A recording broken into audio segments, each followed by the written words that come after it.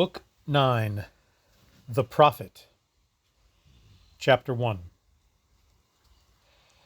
I am a prophet of the written word, a man with many books of Kodesh wisdom, who comes to you in the name of the Supreme Elohim. I bear proof of my mission for all to see. I was charged by an instructing Ruach with the burden of a prophet, it saying, Go forth into the highways and byways of the land, bearing the scars of one seared by nearness to the flame of truth. Be not a man of pleasure, nor a son of wickedness. Have no love of comfort and the flattery of fine clothes. Deceive no woman for fleeting satisfaction, nor be deceived by worldly shadows. Here you have seen with the eyes of man, and know the nature of earthly things. Are they not shadowy forms without substance, in which no trust can be placed? All earthly things pass away. The loveliness of the flowers withers and fades as the beauty of a woman's face slips away with the passing years. The voice of an instructing Ruach continued, Go forth, shaker of those who slumber in Ruach. Go, stir up the minds of men, crying, Awake! Bestir your true self within the flesh which is doomed to decay. Cast off the fetters of worldliness and uncover the eyes of the soul. Go, gather the sincere seekers and reveal to them a little light. Guide them through the bewitching land of earthly illusion, so they leave it to enter the light of truth and not the darkness of death. Hearing these things, I said, Who am I to be a prophet to men? The voice of an instructing Ruach came to me. Be comforted, my son, by the knowledge of truth. Go, submit yourself to life, the harsh taskmaster and gentle Savior. Your own good works are not sufficient to pay the cost of entry into the place of light. I asked in sorrow, Am I then a man of small righteous credit? And the voice of the instructing Ruach replied, Where is the righteous man who is blameless? All men are prone to error, for it is the father of courage and resolution. You have been found reliable in testing and fit for the covenant of prophecy. I speak with the words of the Ruach of Elohim, and I am its mouthpiece to men on earth. I will become an attraction for tribulation, be overwhelmed with troubles, rejected and mocked. You will be a physician dispensing a bitter draught. The message you bear will not strike men's ears like a charming love song. The words will not fall pleasantly like notes from a well-played harp. Pleasant things are fleeting and stir the hearts of men for only a brief moment. Entertaining things are soon forgotten, and amusing things leave no mark. Your tongue will be a sting, and your mouth a fiery furnace. Men will hear your words, but they will not penetrate to many hearts. Your hearers will say, We are much moved, and our hearts charged with righteousness. But these are words of wind, and their hearts will still follow the corrupting inclinations of their desires. From that day, I came to love life as never before. From that day, I was a lover of truth. Now, I no longer have any trust in the world. I am no longer deceived by its ways. I know the world and the works of men, and I know myself. I sought for my soul, and I found myself. I found truth, and she stands higher than all the world. I learned the secret of the serpent with its tail in its mouth. I saw the workings of the spawn of evil and the fungus of corruption. I gazed upon the dark ones, and when they saw me, they became vicious. They sought to attach themselves to me, but I was strengthened against them and came forth uncontaminated. When the implications of my fate awoke knowledge in my heart, I wept for my wife, for my children, for would they not become fatherless? Who would harness the oxen and scatter the seed over the soil? Who would tend the sheep and stand guard? Who would protect from intruders? The voice said, "The path of the prophet is beset with sorrow. Your house is destined to become desolate. Your lands shall be abandoned to wild creatures, and many years shall pass before they are resown." Then I said, "Let my wife be spared, and the children of my body, for they will be comforters to me along the way, and strengthen my heart in service." The voice of the instructing Ruach replied, "Were these things within my power to grant, gladly would it be done. But you have been chosen as a prophet, and the way is hard and lonely. In the years ahead, your family will be mankind, and I will be your companion. The road is long, its end rests in eternity. Fear lurks by the wayside. Doubt haunts the forest to be traversed, and worldly temptations will be like wolves at your heels. But you can look forward to the joy of reunion at the destination. And though the way is hard, the journey is not in vain."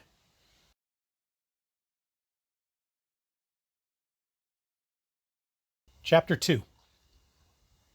Behold, I am the prophet of the day. Now hear my voice. There is a Torah of compensation. Good always leads to good, and bad always to bad. Know that whatever the demands made upon you, they are always within reason. To you who defraud the poor and oppress the weak and defenseless, I tell you, your day is coming. You who make justice a bitter draught or two-pronged weapon, or who twist the Torah of the land to suit selfish ends, you shall not escape the remorseless divine justice.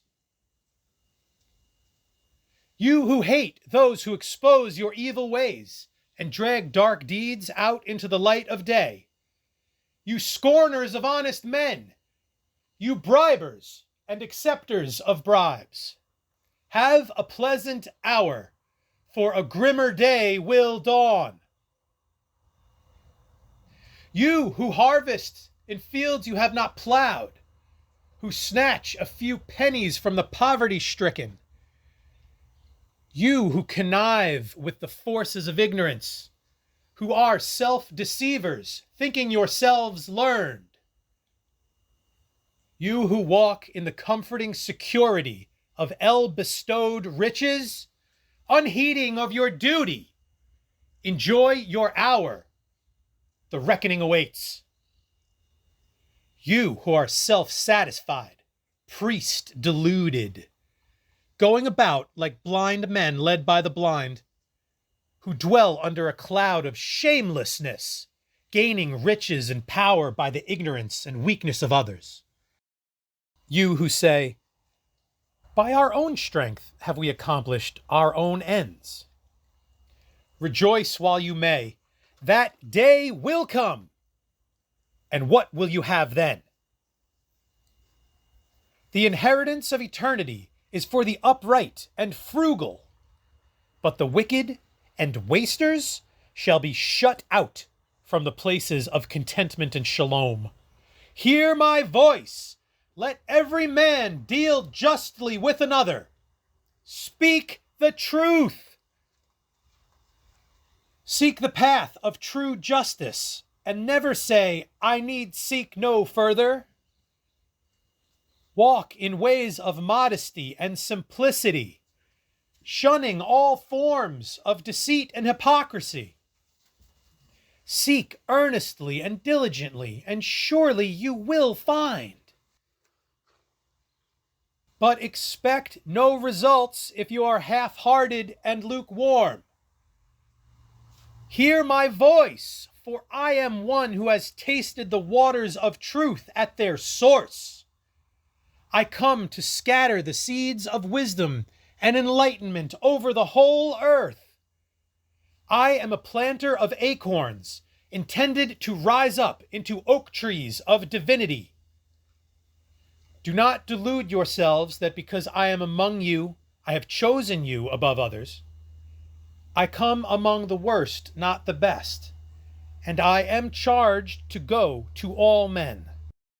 Yet, though I come as an eagle to strike the foxes who seek to wreck the fowl pen, I also come to salve the wounds of the broken-hearted and to lead those captive in ignorance to freedom. I am not a prophet of new doctrines, neither do I declare truth to be a new thing. Truth remains always the same, however she is clothed. I am not a foreteller of the future, and do not claim the ability to know the end of any one of you, or even my own. What lies ahead for any one of you is in your own hands.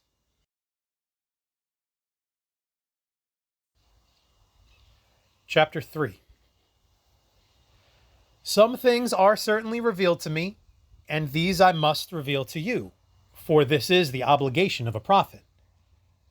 I come among you not as a miracle worker, but as one charged with the duty of warning you openly. Among you are many who make secret mockery of their religion, or who conceal their true beliefs behind a false facade of righteousness. To those I say, beware. Awake to truth, for you are deceived by worldliness. They have failed the test of life. They are victims of its delusions. Hear my voice. Every man is his own mother. This is truth, for as a man forms himself, so will he be brought forth. Do not reject me, because I differ not from you. I speak in the words of men and act as men act. I make no claim to be more than man. If you say to yourselves, why should we listen to this one who is no more than a man, seeking to change our ways and undermine the teachings of our fathers? I say, have I come with guileful tongue and lips coated with honey?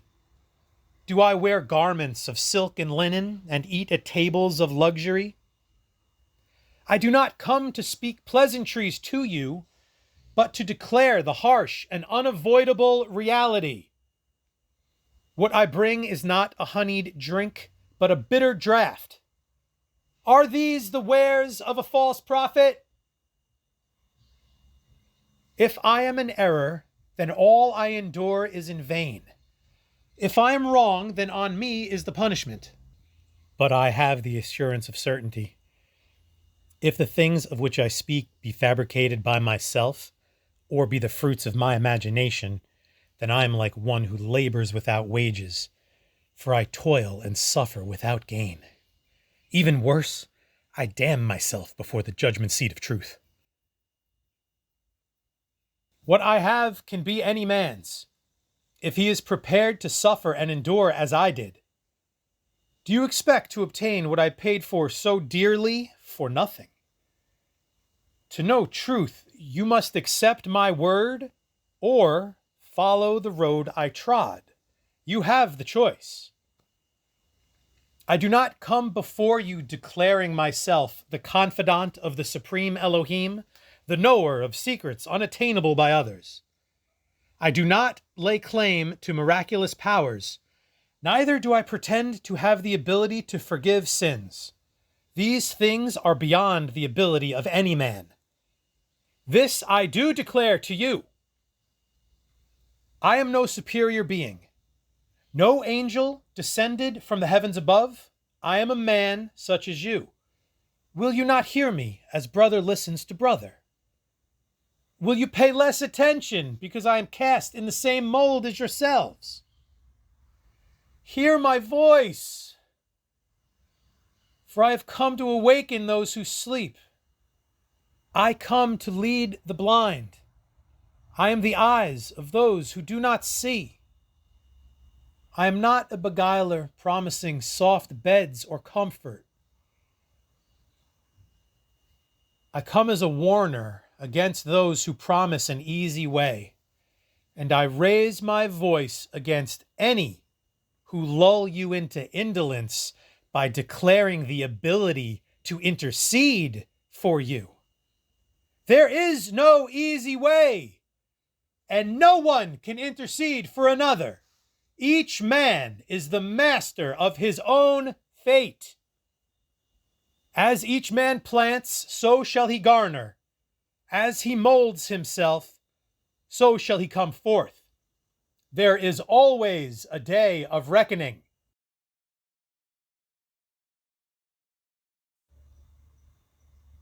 Chapter 4. Long years I struggled and prepared myself, seeking to discover truth and the purpose of life. Then the day came when truth was revealed, and I saw myself as one seeking for selfish ends, for the satisfaction and contentment of knowing. I who should be strong was weak. So I devoted my full attention to the instructing voice. I tested it for reality and knew it was no delusion. Now I act only upon the knowledge and proofs I have been given. I am not a bearer of idle tales. Do you think me such a fool as to sacrifice all I held dear, to give up all I possessed, to come and preach a false doctrine to those who would repay me with nothing but scorn? Do you consider me so lacking in wit that I would commit such an act of folly? Do not disregard what I have to say. The words I speak were dearly bought. Do you treat them contemptuously because it was not you who paid the price? Hear and heed. I come to proclaim the way of life. I can neither save you from the effects of your own errors, nor remit even the slightest transgression. I can only point the way. I can only offer myself as a guide. I cannot drive you, I cannot carry you. Neither can I assume responsibility for your fate. If you are bent under a burden of sorrow, then I will lighten your load. If you are oppressed, I will come to your aid. If you are lonely, then I am your friend. My hand is ever ready to help. All things within my power to give I gladly offer, whether they be of this world or transcending it. But false promises to gain popularity, fair words to make friends, appeasing words to turn away anger, those I cannot give. That day will come when we shall all stand naked before the glare of truth. That day I do not fear. Can the comforting false prophets speak likewise? Sons of fools are fathers of fools. If you will not accept these words of truth, you deny them to your children. Revile me as you will. Sheep bleat and asses bray, but the stalking wolf makes no reply. I follow my beliefs, you to yours. Me to my end, you to yours. Had it been in accord with the creating intent, you could all have been born perfect in righteousness. But what would you have been then? Mere puppets, dangling from the hand above. The divine intent was not to create puppets. What end could they serve? The Most High Adonai wants men with free will, capable of decision, free men reaching upwards to divinity, choosing it of their own accord. You look upon me and say in your hearts, can we believe him? Yes. Look upon me and see how I live. Do I not live by my own words? Now, look upon those who declare me to be a false prophet. Who are they? Are they not those who trample others underfoot in a scramble for power? Do they not thrust the orphan aside and permit the poor to starve in the midst of plenty? Who is the less hypocritical one to follow and believe? May the woes of the world descend upon those who pray with their lips while their hearts remain dead and unmoved.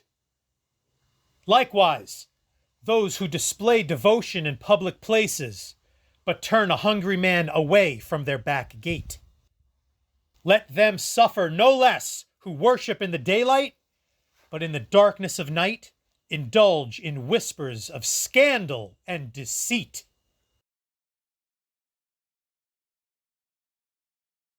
Chapter 5. Hear my voice. Listen to my words. Obey these rules of conduct.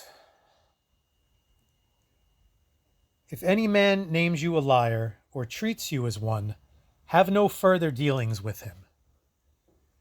Keep away from the smooth-tongued man with oily ways, for he is unworthy of your friendship. Keep your face unsmiling in the presence of a man who uses vile language. What spews from his mouth is the overspill of the rottenness within him. He is empty and weak, and if encouraged, will spread his disease far and wide. All things which really benefit man, whether materially or ruacually, and do no harm, are good, and should be encouraged. If a man comes to you and says he has secret knowledge of benefit to man, then hear him fairly. Bear with him patiently. For if he is sincere, even though you may derive no benefit and may be told nothing new, his sincerity needs encouragement. Though it is well to convert others to the way of truth, tread warily. Many will seek to lay snares for you, or to find some hidden vice. But if you live as your Creator dictates, you will go free, and they will become ensnared. Foolish men believe what they want to believe and see what they want to see. Leave them to form themselves as they will. That day will come when they will see themselves as they actually are. And on that day, fear will overcome them. They will not know where to run. All their cunning and trickery will not avail them then. Their words of scorn and mockery will rise up within them as bitter bile rises into the mouth. Have compassion for them, for on the dread day they will stand alone, their waiting companions the uncomforting horrors, skulking just beyond their sight. Those who have no desire for truth will never be convinced of its existence. There are many who do not believe in the existence of the Supreme Elohim because they fear to do so, not because it conflicts with their reason or inclinations. Hear my voice. Listen to my words. I have books of Kodesh wisdom giving guidance towards the light. I teach from them, and if they remain hidden, it is to keep them from the hands of despoilers. You who remain with face set towards the darkness of disbelief, go your way. If your affairs appear to prosper better than the affairs of those who walk in the light, do not deceive yourselves. The Supreme Elohim is compassionate, and you prosper because he pities you for your future fate. In his mercy, he is granting you an abundance of pleasure in this life. Enjoy it while you may. To you who hear my voice, I say, let these things not bother you or appear unjust. It is proper that the just and upright should suffer, for they are the chosen ones to be tested for greater things.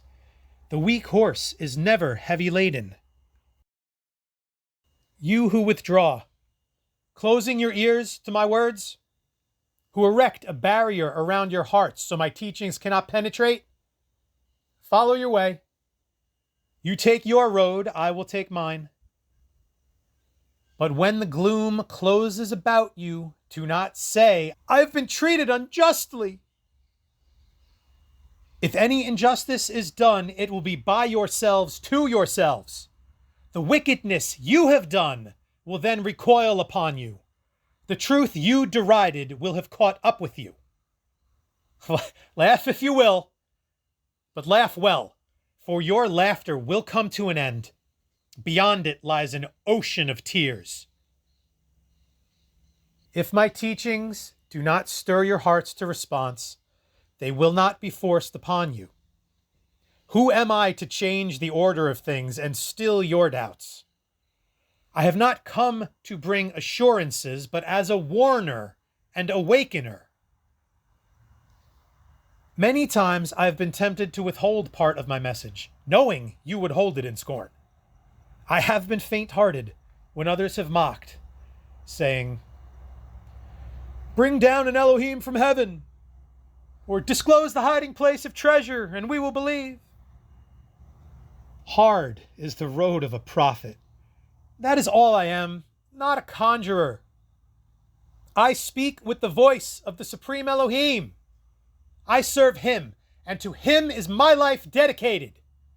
Were I to demand a sign from him to bolster my own faith, would I not be unworthy of his trust and a failure as a prophet? A true prophet speaks harsh words. He is known by his unpopularity. You turn from me, saying one to the other, what does he want of us? Where lies his gain? I ask nothing from you except a receptive mind. I ask no riches. I seek no payment. My reward lies in the knowledge of a duty done, in a clear conscience, in having done my best. Were I seeking wealth or even fame, this is the last way I would set about it. I speak with a true voice. I am no deceiver with some subtle end in view. I make no claim to possessing Kodesh treasures of wisdom. I make no claim to the knowledge of hidden mysteries or great secrets. I am not an angel, nor an Elohim sent direct from heaven. I am one of your own kind. I am not a hypocrite seeking to curry favor by taking your side against those who ridicule your own views. I stand alone, asking favor of no man. I speak according to my heart. As my heart, so my lips. My words are true. If I did not utter them, I would be a coward and a betrayer of all I hold dear. Chapter 6. I am not the prophet of Shalom. He is yet to come. Wait and listen. Do not worship vainly and to no purpose. Serve the Supreme Elohim, for there is none greater to serve. If you think otherwise, you devise false things. Take my teachings into your hearts. I offer them gladly, asking no reward. Will you not open your hearts and incline towards the light? You demand proof of my prophecy, that I am what I declare myself to be. The proof of a true prophet is in his way of life.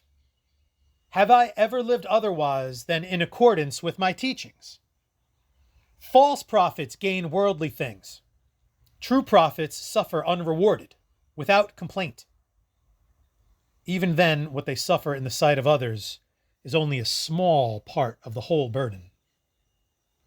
You mock my teachings, declaring them to be false and foolish. You are suspicious of them. What do you fear? Be honest with yourselves. Is it not because they disturb you that inwardly you know their truth? I have not come to bring you consolation. I come to cause you anxiety. I do not speak words of comfort, but words of urgency. Change your path now, before it is too late. The road back is long and tiresome. You may ask me whether it is my desire that you should abandon the worship of your fathers. This is not my desire. Retain all that is good and beneficial. Reject all that serves no purpose. You accuse me of being too solemn. You say I have lost the ability to laugh, that I set my face against merriment. In all this you wrong me, for I never set myself against laughter and happiness.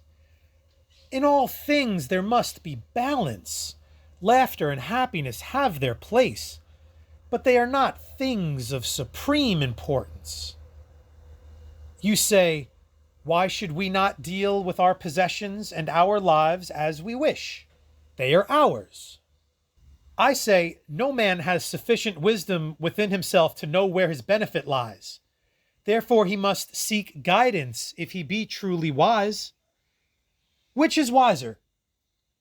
To deal with your lives according to the prompting of inclinations and desires, or to live them in a way most beneficial to yourselves? Why then do you reject my teachings or doubt my sincerity? Have I asked anything from you except a change of heart? You mock me, saying, we cannot understand the import of your great teachings. Or you deride me, saying, were it not that we have pity on your state of madness, we would drive you away from us. For your sakes, I have given up all I once possessed. I have left all I hold dear. Can you not spare me a few moments of your time? These are not superficial teachings. Can you not spare time to consider them? You say I am no more than a man like yourselves. This is true. You say I am powerless among you, that I remain only because of your benevolence and goodwill. If you think me powerless, you are mistaken. Do not think me helpless, because I come among you with humility and restraint. Had I so desired, my knowledge could have brought me riches and position. Instead, I choose to live as I do and follow the road of a true prophet. Is this not proof enough of my sincerity? The times are good, there are bountiful harvests, and the land is at shalom. Men come and go without fear. Pleasure and comfort are to be found on every side. It is a bad time for prophets. Turbulence and trouble are needed to stir the hearts of men, to lift up their eyes to greater things. When a man is beset with trouble, he turns to ruacual things for consolation and help. But no sooner has it passed than he reverts to his former ways. Many among you have come forward in a half-hearted manner and said, we have heard and believe.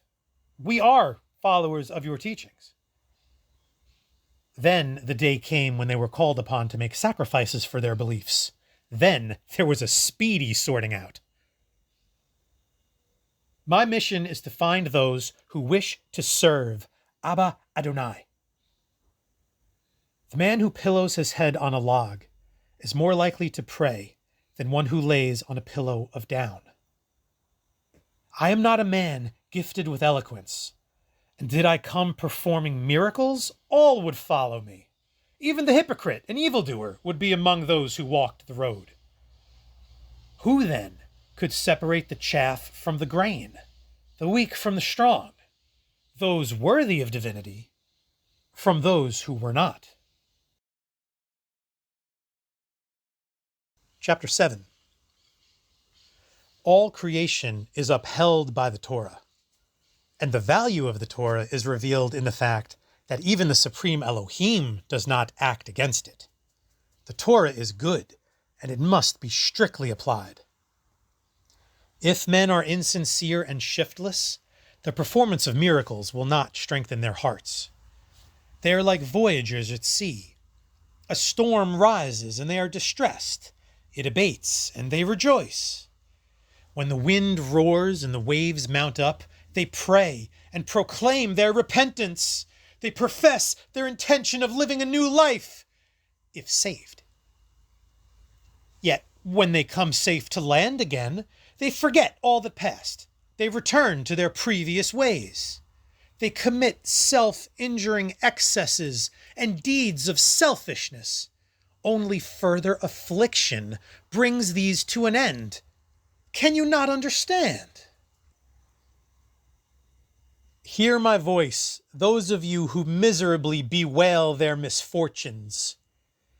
When troubles beset you and new trials confront you every day, know you are being tested. Life itself is a necklace of tests. Accept with fortitude whatever test life presents, saying in your heart when meeting each one, however this may appear now, it is for my ultimate good. You seek miraculous solutions for your problems. Do you not understand the nature of free will and that miracles are contrary to it? Were they part of normal life, your fear of divine intervention or reliance upon divine power would sap your independence and stifle the expression of free will. Your choice between good and evil would no longer be free, and you would become more of puppets and less of men. So face up to every trial, for only the tests successfully undergone and the good deeds done have lasting value. No two persons have the same abilities and inclinations. Therefore, let each man serve the supreme Elohim according to his endowments. Do not try to imitate another in service, for such imitation accomplishes less. Follow the road of your own choosing. Serve to the best of your ability. Live a good life. Little more can be required of any man. However, do not close your mind to the supreme Elohim, thinking that service through earthly skill and ability is enough. What you think and what you believe best may all be wrong. You may not even know what is for your own good. You were born without being consulted. You cannot direct your lives according to your desires, and you will die, whether you wish it or not. Such is earthly life. And likewise, your condition in the afterlife may not accord with your own designs and will. You say, death is the end of all things, therefore let us live as we will. Are you certain that you can state this as a fact? What do you know of death?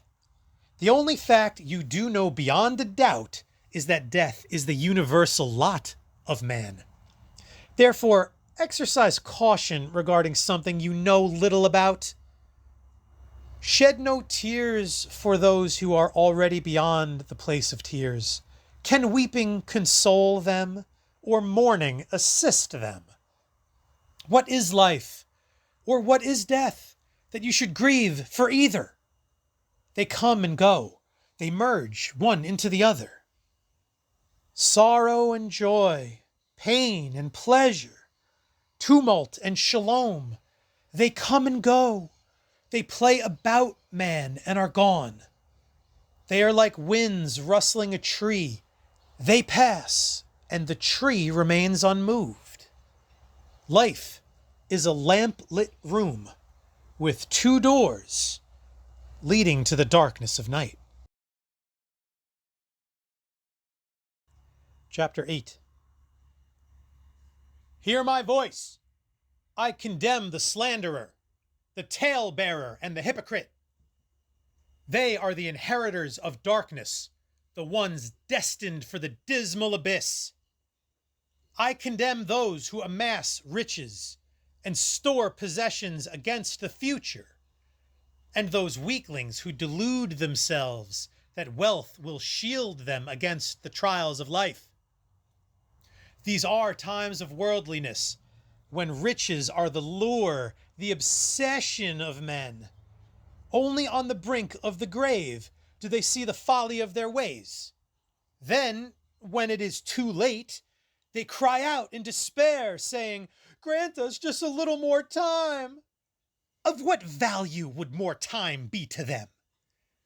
Food which would sustain widows and orphans is thrown by the rich to their dogs. And they say, "This is the natural order of things." I condemn them, not for their riches, but for what they think. Here, the widows and orphans cry, but who will cry beyond the grave? Ah, you indolent rich, fatten yourselves up. Surely a lean time lies ahead. And do not shift the blame when your just deserts are meted out. You are the guardians of your future, the preparers of your future abode. I condemn the self-deceivers. They say, with hypocritical lying heart, "This may be done, and this is forbidden." They split hairs. They have a conscience of convenience. They interpret the message from the formation of a letter. Hear my words. Heed what I say. Do not twist the truth so that it becomes lies, and say, "These are rules for the conduct of others," at the same time masking your own deeds under a convenient veil of distortion. Never make Tarot for others which you are unable to keep yourselves. Are they better than you? If so, let them make Tarot. I raise my voice against mean-minded men. Would there be any justice were they to share the same fate as the generous and self-sacrificing? I also condemn cowards. When they are told, "Be men, this is your duty," their hearts quail inside them. Their knees tremble. Their feet shift. They know their true nature will be revealed and can find no words to avoid their obligations. Those I do not seek as converts. Let them go their own way. For if there is hardship or persecution, if the followers of truth are to be tested for their worthiness to survive and bear the light, where will they stand? The smug, self-satisfied man is also not called upon to follow. If good fortune smiles upon him, he will say, "See what I have been given. I must surely be a worthy man." The good fortune has been granted in mercy and compassion. His future fate is awful. I condemn the man who says, "I am pure and I am good." Who is he to judge? Does the polecat think its own smell bad? Does the adder throw away its venom? Only the deluded fool says, "I know what is good and what is bad, and need no information on the matter." When good fortune comes, he says, "I have led a good life, and this is my reward." Or, "This results from my own efforts." If misfortune befalls him, he says, this is the fault of some other, or this is a chastisement from above. The weaver knows the design of the whole tapestry, the threads only the color in their own part. This life must be viewed together with the life to come if it is to be understood. Only the great designer can do this. And he metes out success and failure, joy and sorrow, all the tests of life accordingly. Heed these words and heed them well.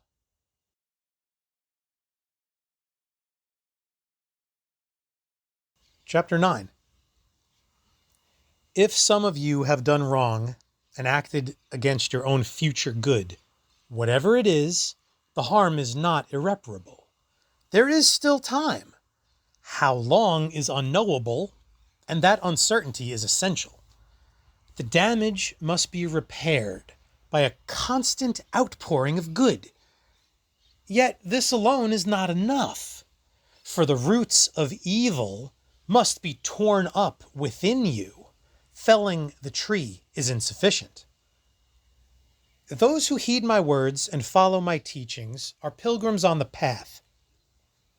They must be resolute and resourceful, for the going is tough. Each victory a pilgrim wins contains the promise of a harder one to follow. Every obstacle overcome brings another into view. From birth to death, life is a continual overcoming. I do not speak of profound things. My words are for the ears of unlettered men. I try to speak within the understanding of every man and woman, and according to their capacity. But because of this, the enlightenment given to the many may have no value to the few. Even so, there will be those who find it beyond their comprehension. My teachings are many-sided, and therefore each must interpret them according to his own capacity for understanding. My words are not for those whose minds are pools of stagnation. A pot filled with stagnant water cannot become a receptacle for the flowing waters of wisdom. My words are not for the intolerant and prejudiced. Fresh milk cannot be mingled with sour. Hear my voice! Where are my worldly adversaries? Let them come forward and meet me in open discussion before you.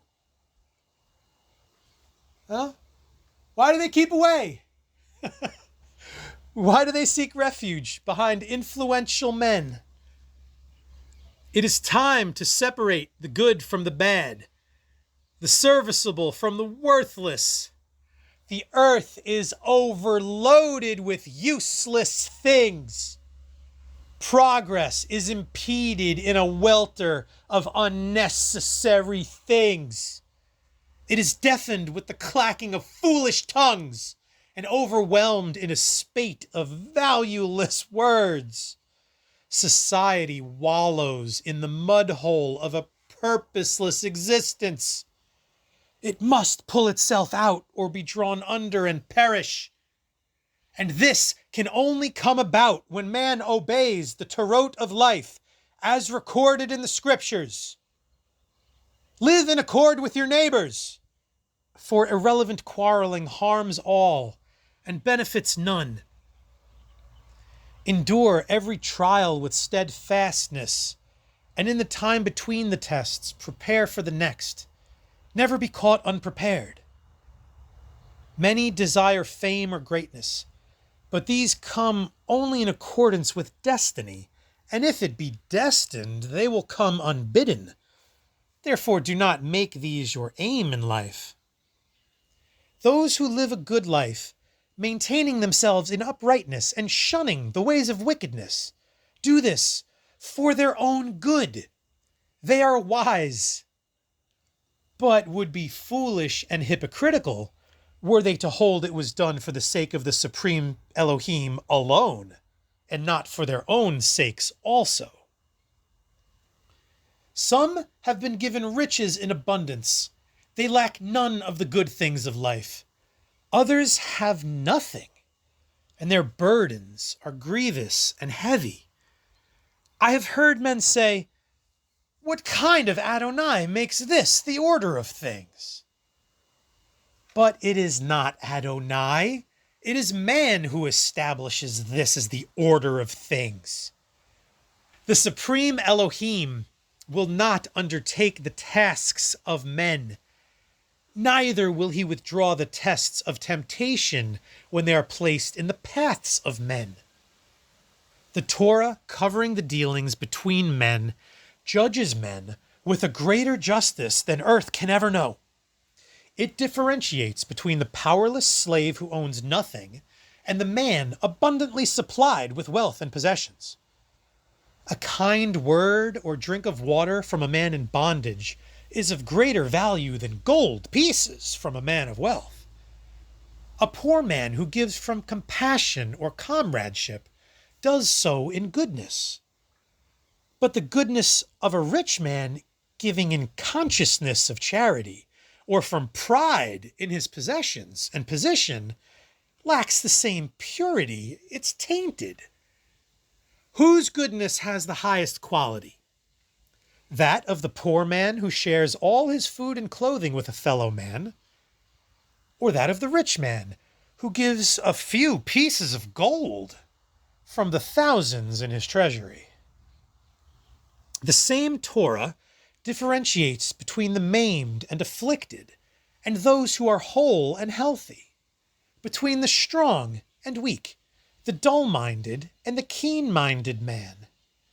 To act according to this Torah on earth is to know that each man will be judged according to his ability and means, and the feeling and intent behind an act are what gives it value.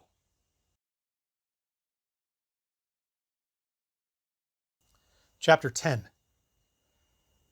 I speak again to the cowards, for in these pleasant times, who knows where they are? There has been no sorting out. Only their loud voices betray them, their love of comfort, their lack of hardihood, their appreciation of womanly things. They say, "Would that times were different, and we had a call to action." But when a matter is placed at issue, when the opposition is aggressive and immovable, they melt like wax images before the heat of fire. There are others, not cowards, who have a point of weakness in their family ties. Obligations have an order of precedence which is to be strictly observed, but few men are so unbiased that they can decide such things for themselves. Wives and children cause men to stray from the strict path of duty. But for this, the wives and children are to be held blameless. A wife and children are the sun of a man's life. They are almost indispensable to his full development. Yet they, like riches and power, are sources of trial, a means of testing. And every man should act in the light of this knowledge. By doing so, his life will be more harmonious and beneficial. He should also bear in mind that his relationship with all his family is judged according to a Torah similar to the one just mentioned. As he treats them, how he acts, so is he judged. The family living in a hovel of poverty is not expected to conform to such a high standard as the one in a place of plenty. That the former does is to its credit, and that the latter fails and its standard falls below the other is to its discredit. There will be a proper accounting. Those who live contentedly, snug in the bosom of their family, safe at home, going placidly about their daily affairs, untroubled by the call of the cause or the demands of duty, shall not be treated or judged like those who sacrifice and serve. The placid and indolent are not judged the same as those who struggle resolutely and endure steadfastly. The constant and the inconstant are not treated alike. Their merits are in no way similar. There is a greater recompense of merit for those who turn their backs on home comforts than for those who remain content with shalom and placidity. These are times of shalom and prosperity, but are they times of inner stability? Those born less fortunately, who have fought in bloody wars, who have been driven away homeless, who have endured famine, imprisonment, or persecution, have learned that mutual suffering is the cement of humanity. The sweet flowers of friendship and understanding are found in the deserts of despair and distress, not in the pastures of pleasure and prosperity. Shalom and prosperity cannot remain with you forever. Therefore, when trouble and strife descend upon you, as they have in the past, remember that the pattern of life is one of light and shade. Happiness and sorrow, success and failure, contentment and strife are sent alternatively among men, that the good may be known from the bad, the strong from the weak, the true from the false, the straightforward man from the hypocrite, and the selfish soul from the unselfish.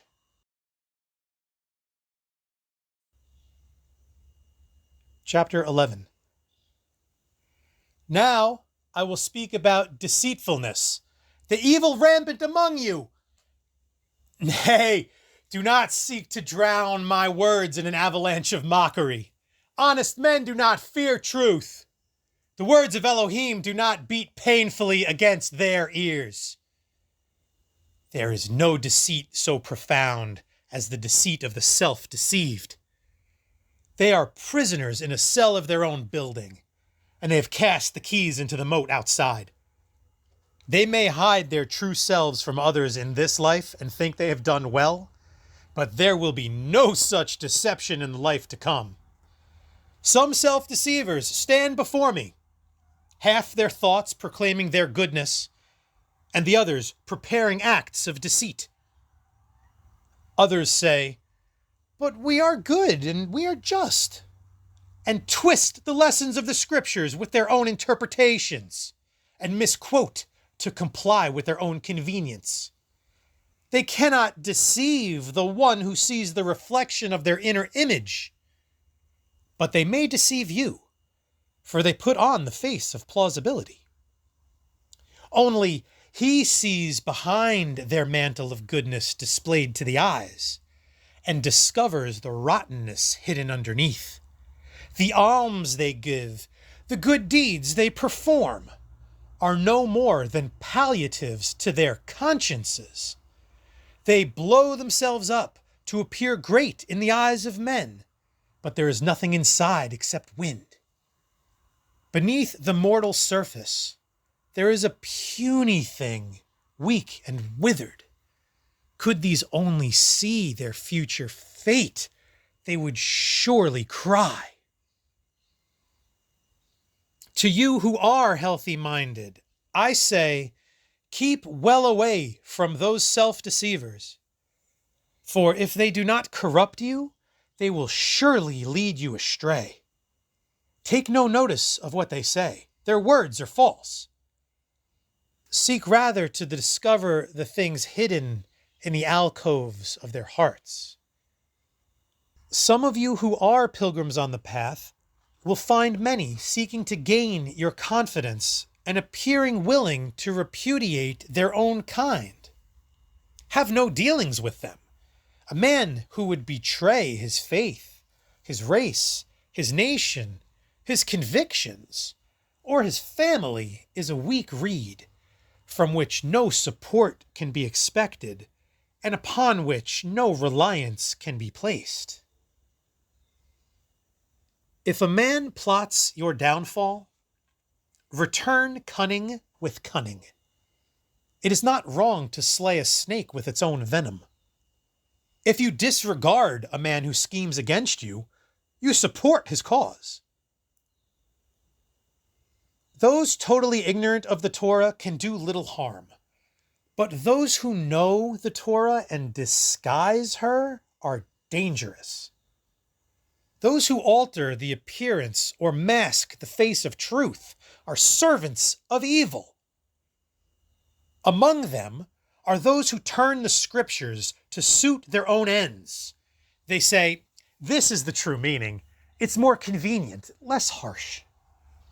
Or they say, this we see is written, but we do not strictly obey.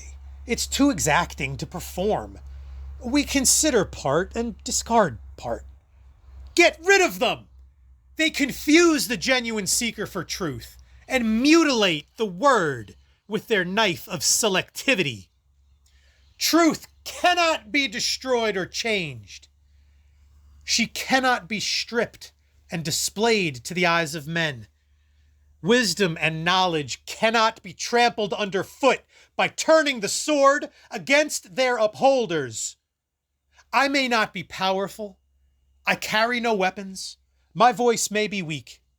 But better men will come in days unborn, and they will sing glad songs of light.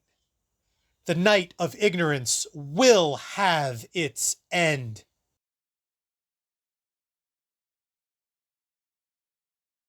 Chapter 12. You ask, why do the good suffer as well as the bad? Why are the innocent afflicted as well as the guilty? It is because mankind is a single whole. If an arm is wounded, the whole body suffers. Also, men are not strictly divided into good and bad, guilty and innocent. Just as the soul experiences pleasure, so must it experience pain. Were it otherwise, the pleasure would have no value.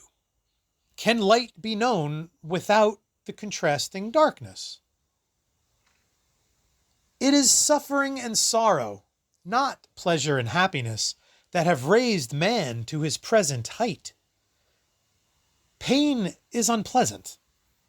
Agony, sometimes unendurable, but they can be accepted and borne by a realization of their objective, the knowledge that they have a purpose and end. My people, hear my voice. I am your prophet. Transmute the dark memories of your sorrows into light seeds of ruachuality.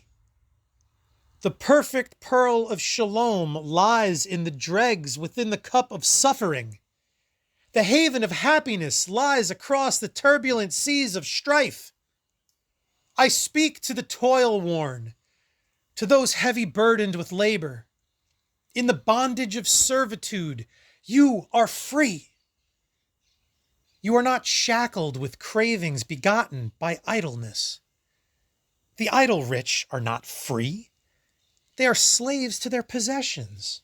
They suffer under the lash of their thoughts.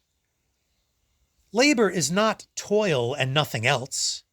Its rewards extend beyond worldly things. This is one of the tragedies of the rich who are denied them.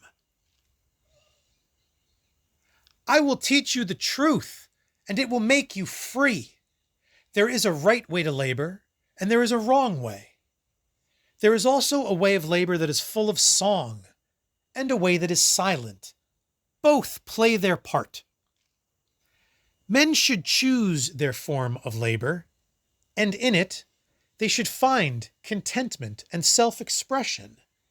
Then it will not become wearisome. The man who would be happy and contented must seek a form of labor free from anxious thoughts and fanciful desires. It must bring satisfaction and confer benefit. These things have been said before, but I say them again. Do not pursue vain hopes or seek too high a reward. Ask only for a just return and remain your own master. It is unwise to seek a position too great for your abilities. By doing so, you burden yourself with a life of straining. Be satisfied with whatever fate decrees, and whatever problems perplex you, rise above them. Be without jealousy, never envious of another's position. Meet success and failure with equal poise, and your days will not be burdensome. Chapter 13. Learn to see the hand of the Almighty Adonai in all things, and make your labor the sacrifice, your toil the offering to him. With care and diligence, honesty and skill being your form of worship, you worship well. Diligence in the task, a life of moderation, leisure hours filled with service or study, these are proper sacrifices. Those who curtail labor and then do nothing useful with the time gained are fools. To abstain from enjoyment to serve beneficial ends is good. So also is dedication of worldly wealth beyond modest needs. Giving an honest day's labor for wages, living modestly and frugally without meanness or harsh austerity. These too are worthy and acceptable sacrifices. It is through sacrifices such as these that the Supreme Elohim is truly glorified.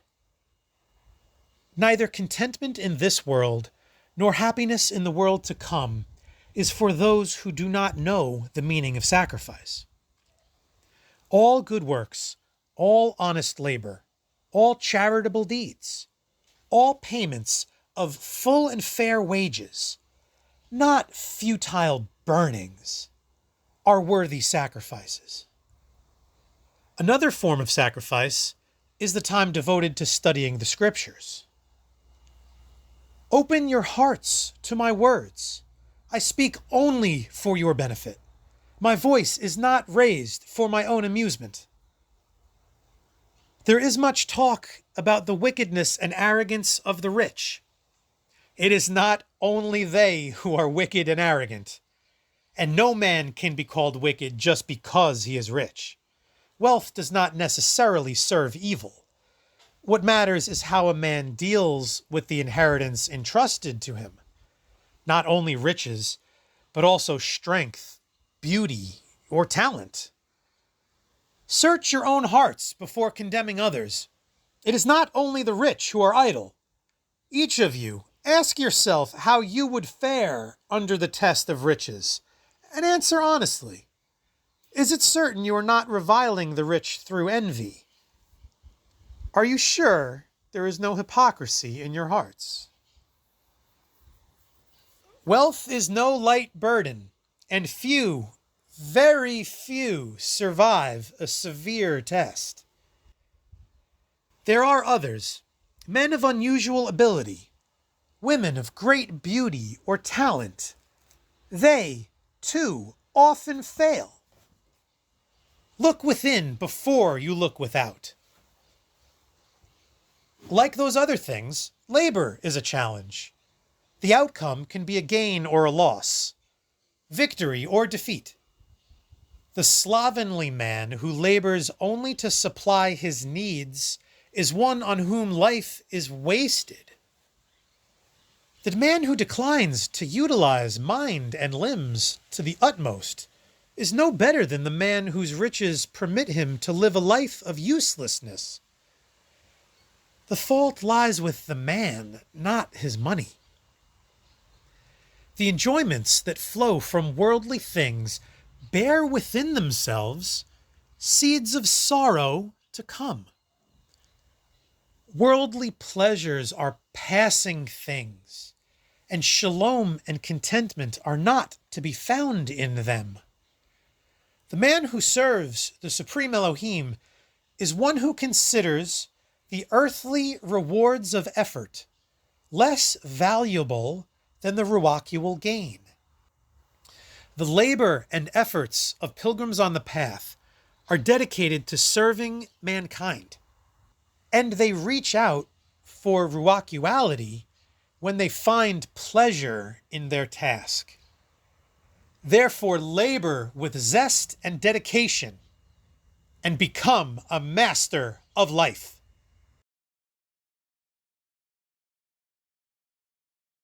Chapter 14. Even as in all fire there is smoke, so in all things undertaken by men there will be some imperfection, for perfection lies outside this world. The best man can do is strive towards perfection, and whatever he turn his hand to, let perfection be the goal. I say to you, seek happiness. Enjoy yourselves.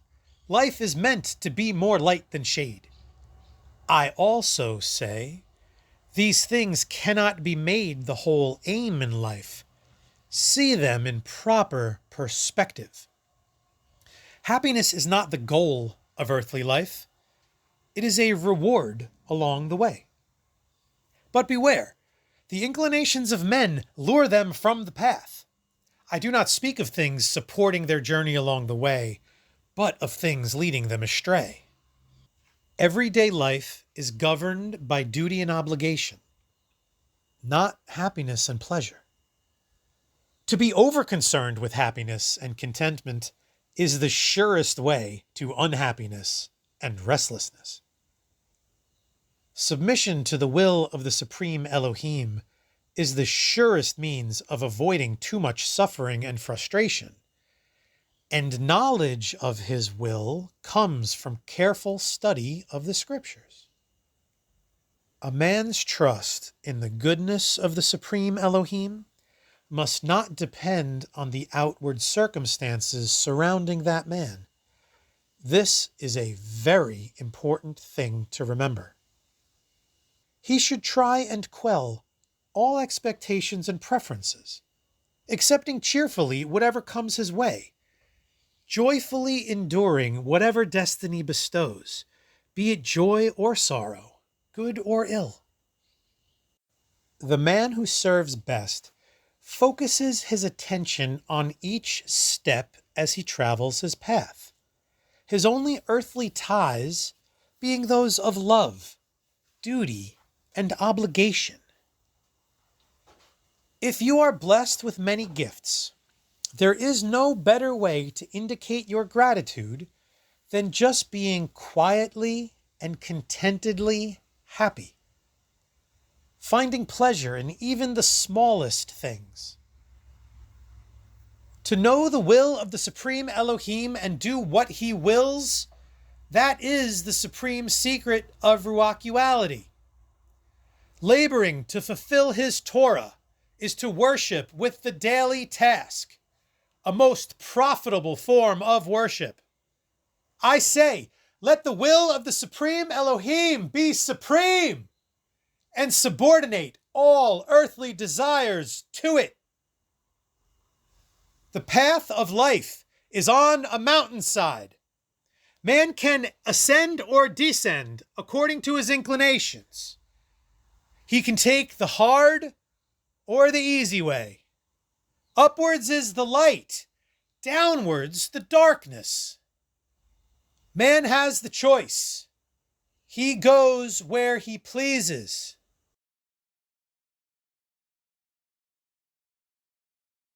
Chapter 15. I speak to you as a warner, and I warn against the ways of evil men. They are selfish men who are unheedful of the good of others. Their thoughts do not extend beyond themselves and their own. They seek to isolate themselves from mankind. They do not know what should be done and what should not be done. They do not understand the nature of good conduct and the path of truth. They say, there is no such thing as goodness. Mankind has no moral foundation. There is no absolute truth. There is no supreme Elohim. There is no creating Adon. All creation is the result of chance. Lust is the only cause of conception. The only purpose of life is an earthly one. We begin and end in the dust. Set in the ways of this belief, these unconscious souls dutifully serve the cause of evil, working, though they know not, for the destruction of mankind. They taint their souls with unrestricted desires and stain them with uncontrolled urges.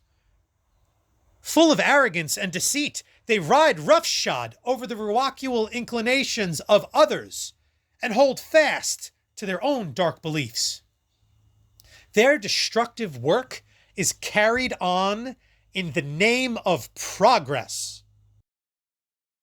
Yet with all they have, they are unhappy and discontented. They are loaded with many unnecessary cares, and their restless thoughts never give them shalom.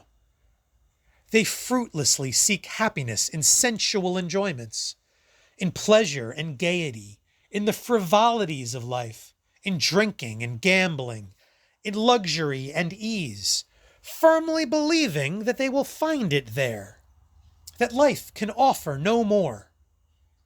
They are bound fast with fetters of worldliness. They are blind and insensitive to anything else. They seethe within.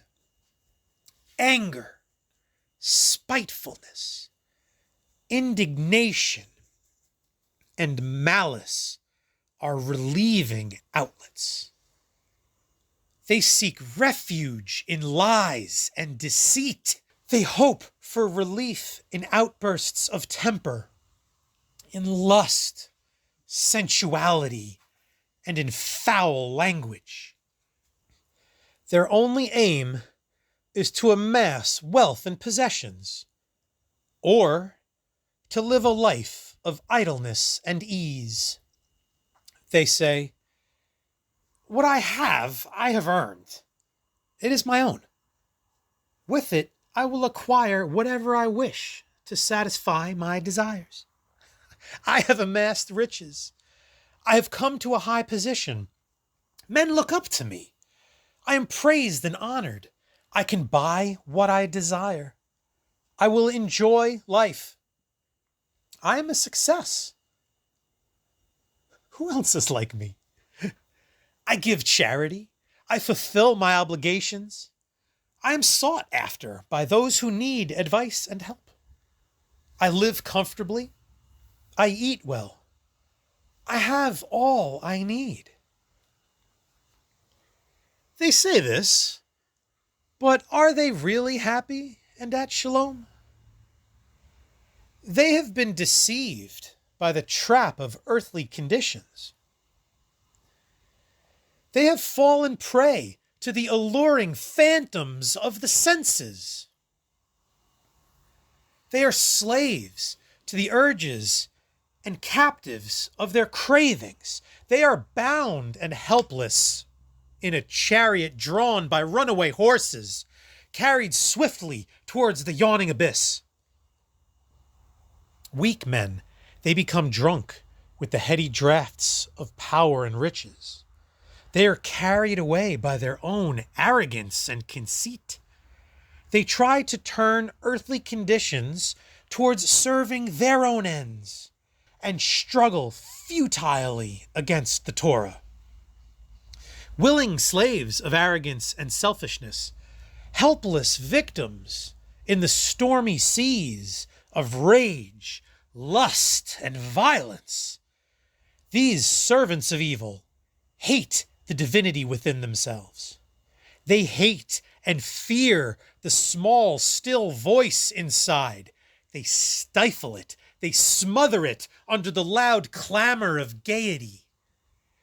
They seek solace in strong wine, in sense-stimulating entertainment, and in ruach poisoning drugs. Stand aside. Let them be carried swiftly to the place of sorrow and vain regret. Hear my voice. Do not fall into the trap of worldliness. Do not fall willing victims to the allurements of phantoms.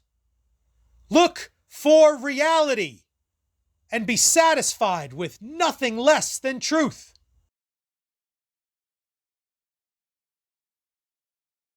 Chapter 16. Do not reject the scriptures. Study them carefully, and you will have a guide through life. They will reveal the right and the wrong. Follow their light.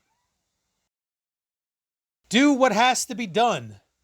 No more is expected of you. Heed what I say, for I am your friend. I will speak to you now about the commonplace man. He is one in whom there is neither ruacuality nor ruacual aspirations. He is not righteous, but neither is he really wicked. And he does not have any ingrained evil qualities. He serves the cause of evil, though he is no more than a mere pawn. No man can stand aside from the conflict. Men such as these are unwittingly drawn into the service of evil. The commonplace man has an understanding of good conduct. He is genteel. He is cultured. People like him. He is at ease with them. They seek his company.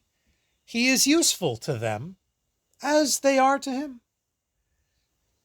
But though he is full of worldly knowledge, he has little knowledge or understanding of the scriptures, or of things transcending earthly existence. He cannot soar into the heights. His feet are planted solidly on the ground, but his wings are undeveloped. He cannot rise above the ordinary. His behavior is that of the common crowd. He is a commonplace man. He has learnt from earthly experience and associations what conduct is right and what is wrong to serve worldly ends. This is not enough. To live fully and to good purpose, he must know more. The commonplace woman is like the commonplace man. She moves easily in her earthly environment, but is incapable of raising her eyes above it. She has so much to stir the hearts of men. She can be so desirable, yet she fails to inspire them. She can goad them on towards earthly goals, but not to anything greater. She can fan the flame of ambition in her children, but cannot inspire them to look beyond the world. Commonplace people have commonplace traits and weaknesses. I will speak of one: revengefulness. An unjustifiable seeking for revenge springs from an inner weakness. The mean and servile person is most addicted to it. Malice, like revenge, is a trait of the weak, not of the strong. If someone wrongs you without cause, do not let this disturb your tranquility of mind. In this way, you will not be unnecessarily upset, but will also be revenged without any need for seeking it. Wrongs inflicted by the revenge-seeking man do not disturb the hearts of pilgrims. The tearing wind and flashing darts of lightning leave the sun and moon untroubled. Their anger is vented on trees and things below.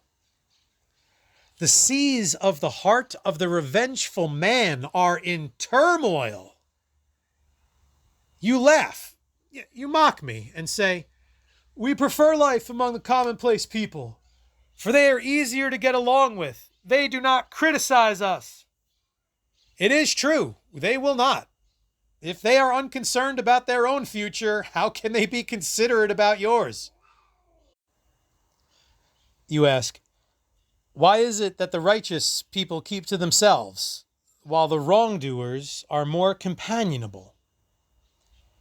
The answer is simple.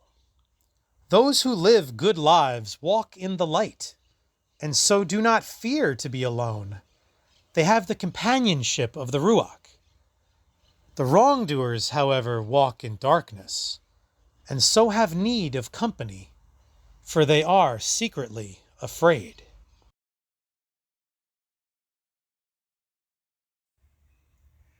Chapter 17.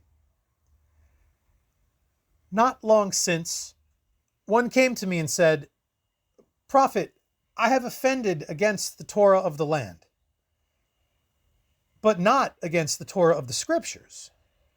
Am I blameless?" I tell you this, the Torah of the land may extend out beyond the Torah of the Scriptures, but should not conflict with it. If so, the Torah outside the Scriptures must also be obeyed. But it is not for me to tell you of these things. If men are content to suffer under bad Torot, whose is the blame? The true nature of a nation is revealed in its Torot. This I do say. I condemn the Torah makers, who issue unjust and devious decrees, who seek to hide their true intent under a mountain of words. I condemn the unjust Torot, armed with the sword of legality. I condemn the judges, who spread a legal covering over cunningly laid traps and snare men in nets made with words. They deceive the ignorant and simple with false masks of legality. Truth and justice weep outside the courthouse. I condemn also those who stir up strife under protection of the Torah, who cause legal mischief or deal in legal deception, to rob the innocent and unwary. Wickedness has many faces, but the most hideous is that of those who twist Torot to serve selfish ends, or treat the downtrodden with harsh injustice. I speak of these things, but I have not come to change the Torah of the land, or decide whether they be good or bad. I leave worldly things to worldly men. You say, "Tell us, to which should a man owe greatest allegiance? To the leaders of his nation or the leaders of his faith?" I say this, there is a scale of precedence. A man must serve whatever ranks highest in his heart. The man who obeys his rulers, identifying himself with his people, with their progress, their welfare, their calamities, as though they were his, repenting for their wrongs and rejoicing in their triumphs, that man is a patriot, and patriotism has a proper place. He is above the commonplace man, but not above the man ruacually inclined, for ruacual things transcend earthly things, as the good of all mankind transcends the good of any nation. In keeping the Torot of the Scriptures, good intention is the main consideration. There must be a complete absence of hypocrisy and deviousness. I speak in conformity with what is written. For if a prophet sets up a body of Torot conflicting with established teachings, or Torot claiming to replace them entirely, he is a false prophet. Man is the heir to divinity. He must, however, submit to the will of the supreme Elohim, who is much wiser than man. And this will is made known through the Torot of the Scriptures. Man must not submit abjectly, through fear of punishment or hope of reward. For these things are unworthy of one aspiring to divinity. There is a rhetorical value in submission to the divine will. Where the purpose is obscure and self-discipline required to conform, the value is even greater than where the reason is easily perceived. I am not a man of fancy words. I have lived all my life among wise men, and found nothing better for a man than silence. Study is not the most important thing. It is deeds. Contemplation and speech have their place, but actions shift mountains, while words blow around them. The knowledge that his soul records every word makes a man careful in speech. It is the man whose inner self is wrapped in a mantle of ignorance who keeps no rein on his tongue. If a man antagonizes you, never answer him in haste. No reply at all is often an eloquent answer. You ask me concerning marriage. Others more able than I have spoken about it. Study their words. This I do say, it is not enough for husband and wife to love each other. They must make their love known. A husband does this by showing his wife more respect than to any other woman. Is she not the one he chose? Or has she been chosen unwisely? If this is so, then it is wrong to make her suffer for it. A wife should be treated with delicacy and care as the most precious of a man's possessions. As no man expects his wife to defile his home by adultery, he should commit no adultery either. A wise man leaves his wife to be the mistress in his house and home.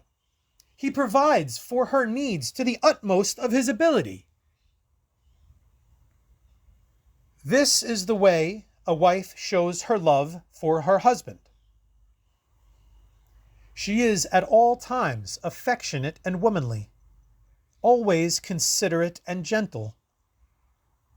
She is careful in managing the household and supervises it diligently, being herself always neat and clean. She never does anything to cause her husband anxiety. She is never wasteful with his earnings. And she pushes aside every thought of other men and never disgraces her house or shows her contempt for her husband by committing adultery.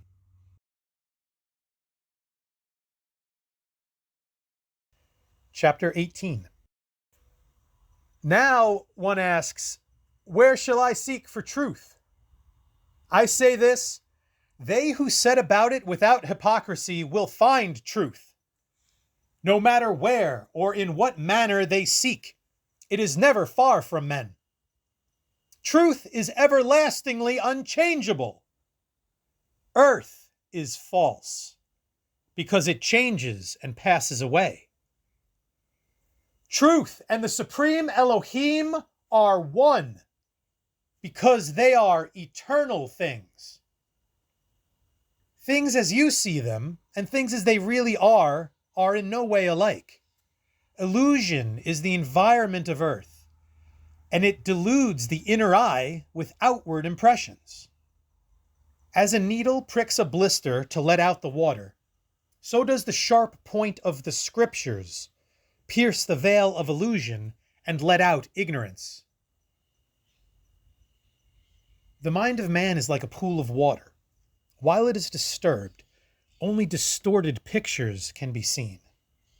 But when it becomes calm and still, the light of rhetorical truth is reflected there in all its beauty.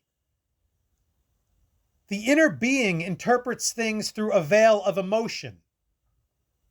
The man who burns hotly within himself sees the world about him as a fiery furnace seeking to consume him, while the man who is calm and quiet within sees all things about him as tranquil and shalomful. Everyone suffers from certain fears in one form or another.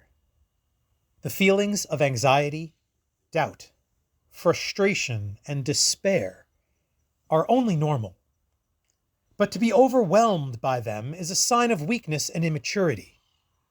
Therefore, to those who are fearful and anxious or have doubts, more will be sent. For this is meant to be experienced and overcome. Only by this means can man prepare himself for the greater tests ahead. You ask, how much more sorrow must one suffer to win freedom from sorrow? There can be no such freedom on earth. Here, the waters of sorrow are drawn from a bottomless well.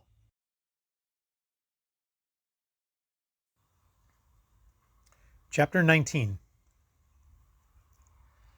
I have chosen you from the many because of your eagerness, your attentiveness, your serenity, and your self-discipline. These are the basic qualities required. You must also prove yourselves loyal and adaptable, strong and trustworthy, intelligent and unselfish, free of all vices and bad traits, efficient, self-reliant, and stable. When I was given my prophethood, I was told to initiate only the worthy persons who had proven their self-mastery and trustworthiness. Each of you must snap the knot of the heart. You must study the scriptures constantly, and apart from these, read words which are beautiful, inspiring, and true. You must constantly strive for tranquility of heart, for self-control, for self-harmony. Be kind and considerate at all times. Always maintain purity of thought and live good lives. Practice frugality, but false austerity for your own inner edification is impure. When self-control or self-discipline become self-inflicted torture, or when their intent is to hurt another, then they are servants of evil. However, sacrifices such as I have taught, the kindly acts of everyday living, are not to be abandoned. Strive each day to achieve greater self-harmony, for this is the swiftest path upward. The senses and body cravings must be disciplined, otherwise they would assume control. It is not sufficient to be roacularly developed. You must ensure that the body is completely controlled by the soul within. Therefore, you must not succumb before the rigors of life. You must not pamper yourselves. Obtain victory over heat and cold, over the craving for food and drink, over the weaknesses of the flesh, and over the call of comfort. You must cultivate persistence and resolution, for determination is essential on the path. The women must practice all womanly virtues, such as decorum, decency, pity, modesty, sincerity, devotion, purity in all things, cleanliness, and love of love. They must be free of all sensuality, lewdness, and crudeness. They must maintain an evenness of mind through all things, whether pleasant or unpleasant. They must aim for a single outpouring of pure love, a love never straying, never deceptive. They must have contentment of heart, so that they can enjoy solitude, avoiding vain enjoyments and the noisy multitude. The men must seek contentment and calmness within, and outwardly display a steadfast and unruffled front. They must be courageous, generous, truthful, strong in character, and healthy in body. They must cheerfully accept austerity and have the ability to endure privation, solitude, and a rigorous life. They will have a distaste for aggression, for bullying, for the arrogant and haughty, for the cruel, and for the boasters. In men and women, there will be a constant yearning to awaken the soul. There is to be an ideal to be upheld and a vision to follow. You may practice all things and follow any way of life consistent with the Ruwakiwal aims set out in the scriptures. Hating another unjustifiably is wrong, but hatred itself is not necessarily wrong. There is no wrong in hating cruelty, wickedness, arrogance, and many other things of evil. The measure of all things is to be how they affect the sole aim and purpose of life, the upward flight of man. In seeking contentment and shalom, beware that you do not fall into the pits of complacency, passiveness, and inertia. Apathy also sets its trap. And when caught in any of these, you will be doomed to a Ruwakiwal death.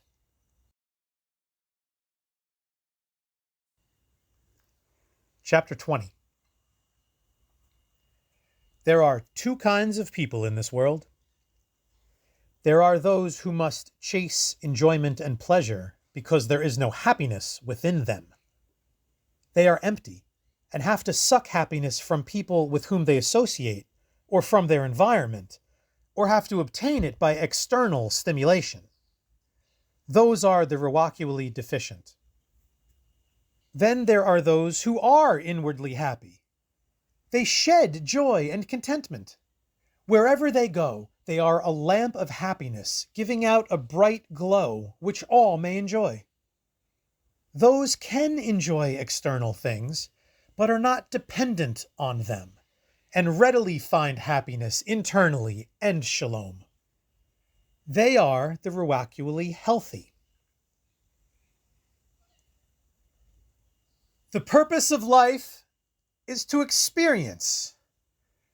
Therefore, be wise enough to understand that though contentment and shalom may be desirable, they are no more than that. They are not prime objectives. Some people are like the uncomprehending butterflies, fluttering aimlessly from flower to flower of sensation and pleasure. Then there are the Ruwakiwally strong, who are like the hawk-eyed birds flying directly towards their objective, riding high above lower creatures.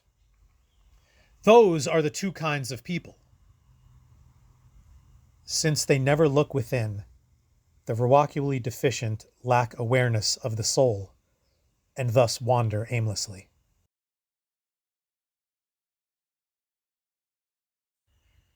Chapter 21. Always seek the beautiful in life, and add to it. Turn aside from all forms of vulgarity and crudeness, but it would be better to replace them with graciousness and loveliness. However, do not forget that all too often a man seeking the beautiful becomes soft, and it is well established that beauty can ruin a man. Be a man of few words. This does not mean become dumb, but make your words have value. It means avoid idle chatter. A man can be judged by the company he keeps, so make sure you are always in good company. Avoid all persons of bad repute, for they follow a path to destruction. Be vigorous and alive, never fearing hard work. No living man can ever fully renounce work or effort, so avoid being numbered among the dead.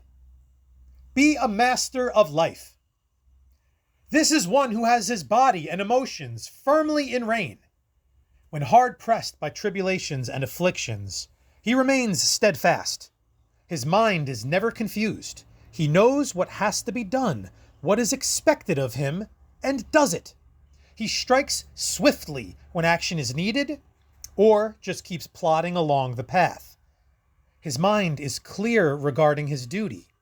He knows his obligations and does not shirk them. He is always a pillar of strength to his weaker brethren. Who are the masters of life? When you can ride the stormy seas of sorrow, when you are not overcome by pleasure, when you can control the passions, master fear, discard anger, and whatever comes, maintain a quiet and steady manner, you will be a master of life. When you can accept all your obligations cheerfully, do your duty at all times, accepting whatever comes, be it good or ill, with steadfast heart, remaining calm in the midst of confusion and upheaval, you will be a master of life. When you can temper all your desires with prudence, resist temptations to weakness, and bring all urges under control, when you can bring all senses into harmony, control all emotion, overcome the greed for possessions, and smother unwholesome desires, you will be a master of life. When you can subdue anger, dispel dismay, never forget where your duty lies, and be completely free from confusion of mind, you will be a master of life. Searching their hearts with wisdom, masters of life find a stirring response to something greater. They discover the bond of union between man and the Ruach.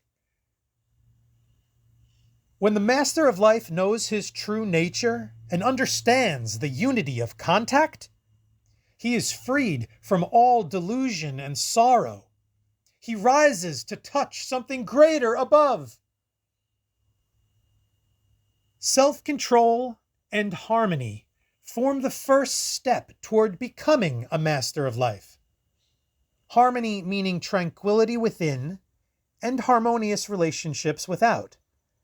Self-control means self-control in all things. Even an artist must exercise self-control when creating. The tradesman must control his sharp tools and the physician his knife. Everything man does requires self-control in one form or another. But the master of life has to do more than this. He has to transform his whole life into a creative act. Self-control and creativity going hand in hand. Only self-control of itself is not enough. It has to be subordinated to goodwill and loving kindness. You, my disciples, must become masters of life, never regretting the past, nor worrying about the future, but always applying yourselves to whatever is in hand at present. The masters of life know what are good thoughts and what are bad thoughts. They know what to tell and what not to tell. They know what to do and what not to do. They know what serves and what does not, what is good and what is bad. If a house is seen to be on fire, this immediately suggests the getting of water or saving whatever may be within. The commonplace man does not know how to act. He acts foolishly or in haste. The master of life does not get excited. He keeps his head. He does not stand aside, wringing his hands. He does not rush about or get in the way, impeding others. He does not raise his voice. He does not offer futile sympathy. He remains calm and quietly and efficiently does what needs doing. He takes charge, or places himself at the disposal of those who are better fitted to assume control. The master of life is not bound by fetters the ignorant wear, neither is he guided into ways of darkness by the blind. He is no longer a prisoner of the flesh, but the charioteer of his body. I call upon each of you, take up your burden and travel the long road leading to mastership of life. The progress of all pilgrims who have taken this road is indicated by their conduct. The instability has been left behind. The excesses are gone. The demanding desires are dropped. The spitefulness, greed, and conceit have been discarded. Weakness and malice are thrown aside. One by one, they have been sloughed off as a snake sheds its skin. As masters of life, you will call upon others to follow you in the pilgrimage. They will have to be resolute and strong, willing to devote their whole lives to serving the cause of truth. They will have to study diligently the pages of the Scriptures and search ever deeper into the inmost recesses of their being.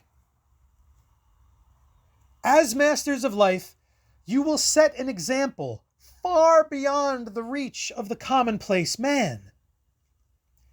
You will be known from others by a profound serenity and resolute steadfastness, just as the commonplace man is distinguished by ignorance, by restlessness, the urge to hide himself in pleasure, and by enslavement to prejudice and emotion. Poise and confidence, the marks of real wisdom and knowledge, distinguish the masters of life. Unsteadiness, shiftiness, unreliability, ever-changing opinions, and fluctuating loyalties distinguish the commonplace man. Undue consideration for the outer body and the satisfaction of its desires marks the commonplace man, and his concern for material things is the prime cause of his delusion.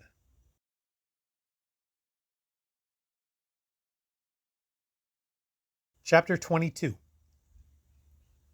My disciples, heed what I say. Be steadfast in heart and mind, cheerfully accepting the trials and tribulations which beset you. Always seek the companionship of congenial and thoughtful fellow wayfarers. Develop your soul by contemplation of life, meditation of the Scriptures, and visualization of the soul's form of beauty and glory. The following are things you must strive against and overcome, so that they are completely banished from your nature. You have heard them before, but they cannot be repeated too often. All forms of anger, recklessness, cruelty, and boastfulness. All tendencies towards falsehood, deceit, or dishonesty, or towards lewdness, obscenity, or lust. Fornication, seduction, and the degradation of women are forbidden. Cheating, insincerity, gossiping, slander, and tale-bearing are unworthy of you. Such things as an unforgiving nature, moral weakness, cowardice, instability, irresolution, fickleness, and intemperance are to be eliminated. Undue love of comfort, of worldly or sensual pleasures, and all forms of uncleanness in mind and body must be overcome. There is much talk among you concerning the nature of worship. Understand this: true worship is seeking to unite the Ruach below with the Ruach above. To do this, you must have a heart purged of all evil thoughts, a tongue undefiled by falsehood or tainted with deceit and hypocrisy, and a life free of all malice and hatred. Even this is not enough, for you must have a life filled with love and good deeds. Only when in this state are you fit to worship. As true disciples, you must spend your whole conscious life in purposeful and constructive thinking. You must be doers and not dreamers. When you withdraw into the silence to worship, remember the great jewels of prayer: serenity, purity, and trust. How many of you have hesitated because you feared the opinions of others, the entreaties of loved ones, or the thoughts of possible suffering and discomfort? I have spoken of discomfort. This I say again: too much comfort is not for you. Neither should you sleep too much or too little. You must overcome all tendencies towards sloth and carelessness, for these will sap your ruachual stamina.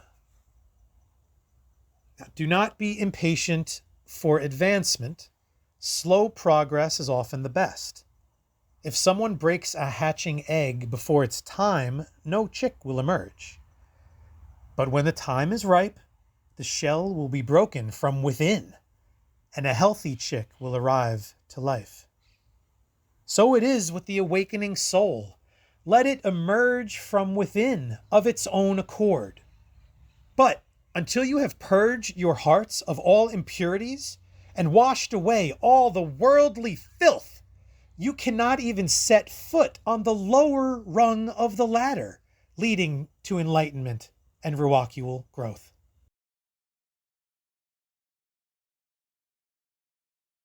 Chapter 23.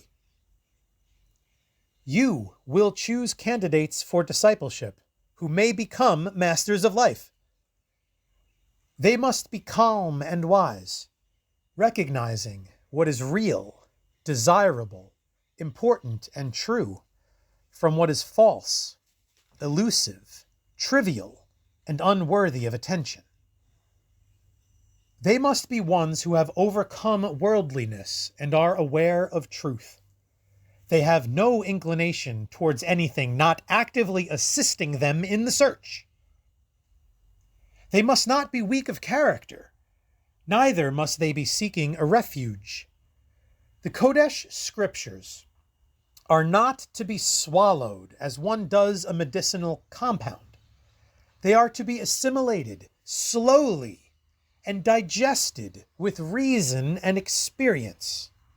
Never forget, it is the meaning, not the mere form of words in the Kodesh scriptures, which is of value. A silken mantle may look better than a coarse woolen one, but which serves better in providing warmth? Also, keep in mind that the scriptures are guides. They cannot undertake the hard work, nor assume the burden. The purpose of the Kodesh scriptures is to show men what life should be, how they should be governed, how they should conduct themselves, what they should keep and what they should discard. These are the scriptures of those who follow the great path of the true way.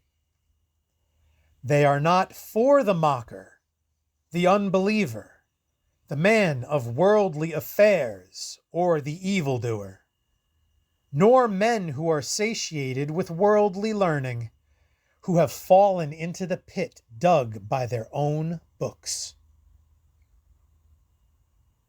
Though the truth within the Kodesh scriptures is unalterable, can never change, the revelation can always be interpreted according to man's progress. The hidden truths are to be made available to man whenever he is ready. The Ruwakiwal man who is truly awakened sees much more in the text than the commonplace man, who may see no more than mere letters and words. Yet, words are a forest in which man can easily lose his way. Fine sentences and a grand manner of expression may just be a lure and a covering for the pit and stake. As there are those who talk about Ruwakiwal things, but do no more than weave a web of words to trap the unwary. To derive benefit from a bottle, the contents must be taken. Merely reading the inscriptions will effect no cure. My disciples, read the Kodesh scriptures diligently, and never abandon your work and studies. For to do so, when you are struggling to cross the stream of life, shows lack of resolution, and it achieves nothing. You will sacrifice your own self-assurance, and your inspiration will be lost. Never forget, these words are not fair-weather friends. They are not things of feathers to blow away before a slight wind. They are stones in a solid causeway, firm and reliable under all conditions. Take these Kodesh scriptures as your daily guide. Make them your advisor whenever a problem arises.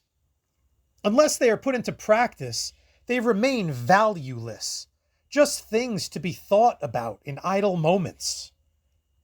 The inspired writings are the midwife and nurse of the soul.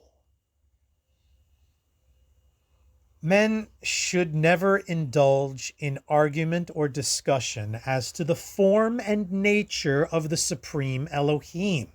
This is folly, for an understanding of this is beyond even the awakened mind. Remember that three things must be brought together in combination: the Kodesh scriptures, the wise instructor, and the eager and diligent pupil. Some awaken their soul by meditation. Sometimes it is awakened through a vision. In some, it awakens through good works. In others, through labor. It can be awakened by creativity and love. There are many means to suit the numerous conditions of men. None will ever find words adequate to describe it to others. So wonderful is the state of a newly awakened soul. So delightful the experience of sudden realization that none who has known it will ever forget. There is no thought except a deep awareness of life, of being. There is a sense of deeper reality than that of ordinary consciousness. Faith in the reality of the soul then gives way to certainty and assurance in the reality of the Supreme Elohim. This awakened soul can now live life on earth with certainty. For how can any man doubt the greatest experience of his life?